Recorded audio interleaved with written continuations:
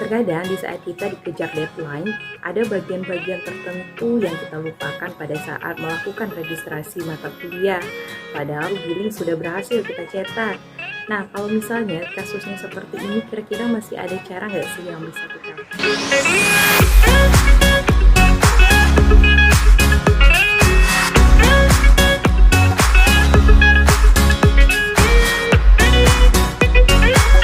Assalamualaikum, dengan Fibria yang selalu hadir dengan berbagai topik update dan terpopuler tentunya.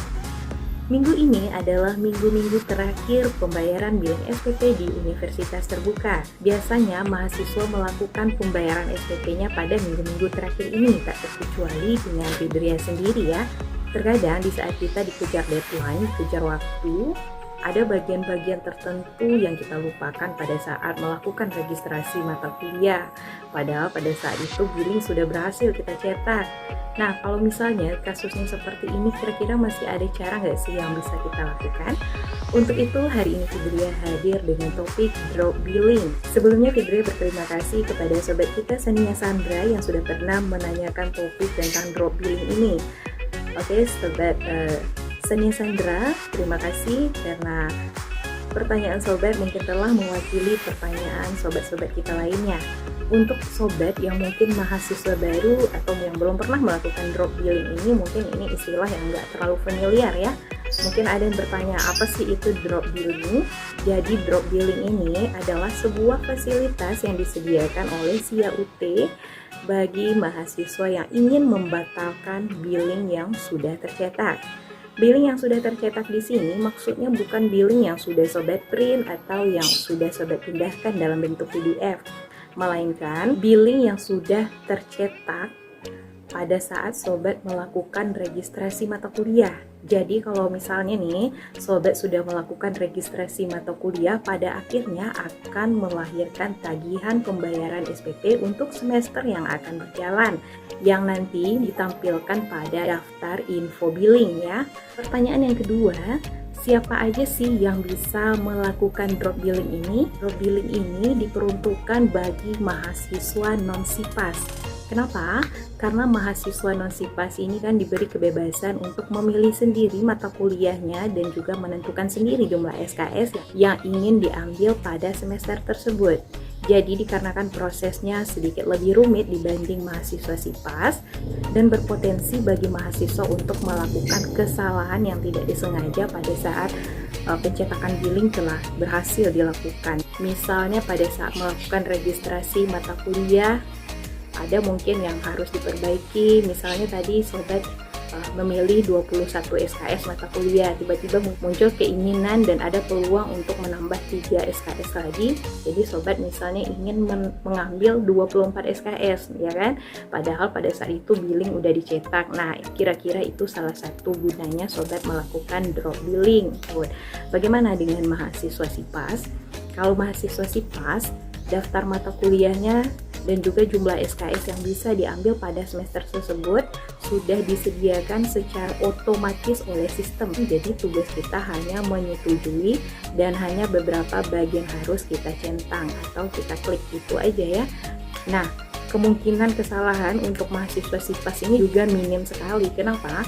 Seandainya ada bagian yang misal terlupakan, misalnya sobat udah selesai melakukan registrasi mata kuliah, kemudian lupa mencetak alamat pengiriman bahan ajar misalnya, atau lupa memilih tempat ujiannya, maka sobat sistem tidak akan memproses pencetakan data billing sobat. Nah, itu salah satu kelebihan untuk mahasiswa SIPAS.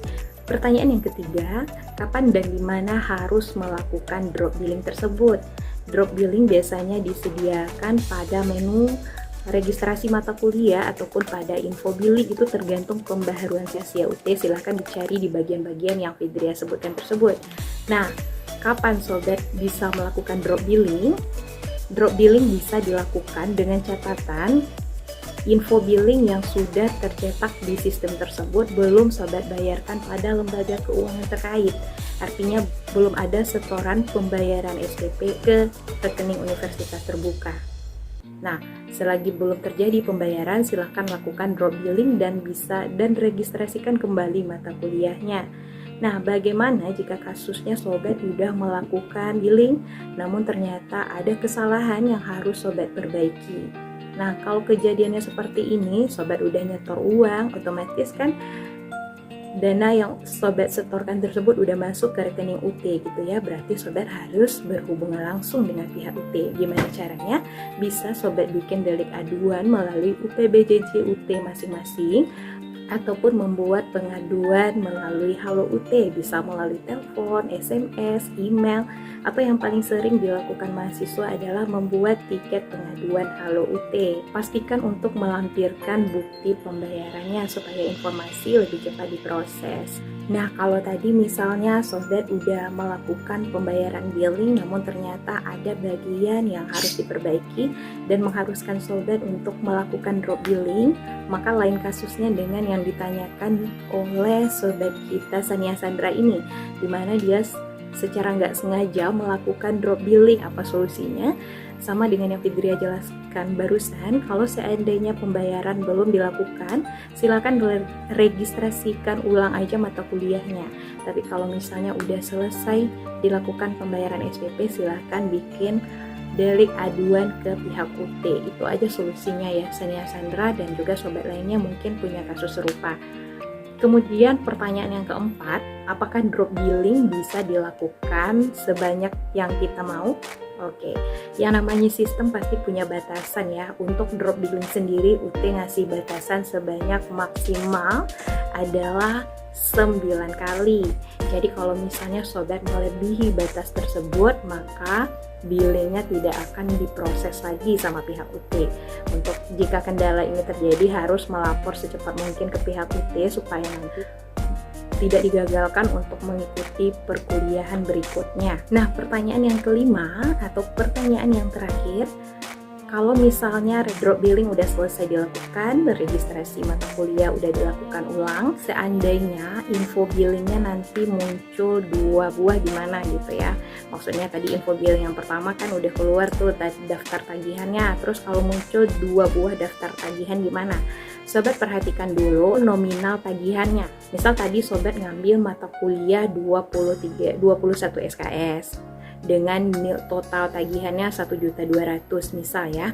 Kemudian sobat meregistrasikan ulang menjadi 24 SKS sehingga kan terjadi penambahan biaya tagihan billing ya, misal menjadi 2.400.000. Nah, kalau di billing yang baru tercatat 2.400.000, silakan sobat gunakan kode pembayaran pada billing yang terakhir, billing yang kedua ya. Tapi kalau misalnya yang tadinya tagihan 1.200.000, setelah billing diperbarui ternyata ada tagihan baru nilainya 200.000 misalnya, kan totalnya kan juga sama-sama 1.400.000 gitu ya, berarti harus sobat bayarkan keduanya. Tapi biasanya untuk mahasiswa SIPAS ini tagihan billing biasanya diperbarui oleh sistem, jadi udah tercover di satu billing aja ya, ambil billing yang terakhir. Kemudian kalau untuk mahasiswa SIPAS, nah dari mahasiswa SIPAS kadang-kadang ada nih tagihan billingnya yang jadi 2 buah. Kenapa? Karena untuk mahasiswa SIPAS kan mata kuliahnya udah ditentukan sistem, jadi ada nanti billing utama yaitu billing untuk mata kuliah semester berjalan, dan juga tagihan billing kedua untuk sobat yang membayar billing untuk mata kuliah ujian ulang misalnya, atau untuk TTM ATPEM tutorial tatap muka atas permintaan mahasiswa sendiri. Nah, biasa untuk pembayaran yang di luar tagihan inti gitu ya. Jadi mohon perhatikan bagian tersebut supaya tidak terjadi kekeliruan pada saat pembayaran.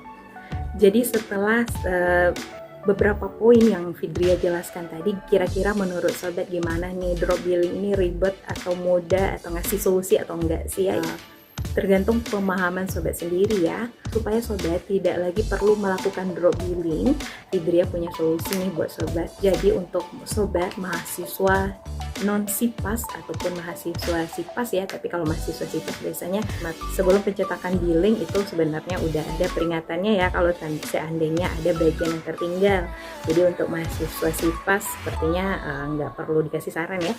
Untuk mahasiswa non SIPAS, sebelum sobat melakukan registrasi mata kuliah, pastikan dulu sobat sudah menentukan mata kuliah apa aja yang akan sobat ambil pada semester tersebut. Berapa jumlah SKS yang ingin sobat ambil, silakan diperhitungkan terlebih dahulu supaya nanti pada saat melakukan registrasi udah nggak pakai mikir lagi ya. Kemudian yang kedua, untuk alamat pengiriman bahan ajar ya, mohon pastikan untuk melakukan pengecekan kembali apakah alamat utama dan alamat alternatif masih sama dengan alamat sobat sekarang. Untuk lokasi ujian sendiri silakan jangan sampai nggak tercentang. Pastikan untuk tidak melupakan bagian itu, barulah dicetak kode billingnya ya. Oke, sekian aja untuk hari ini. Jika masih ada pertanyaan seputar topik ini, silakan ditanya melalui kolom komentar. Jika ada kekurangan Febria dalam penyampaian ini, silakan sobat tambahkan juga informasinya melalui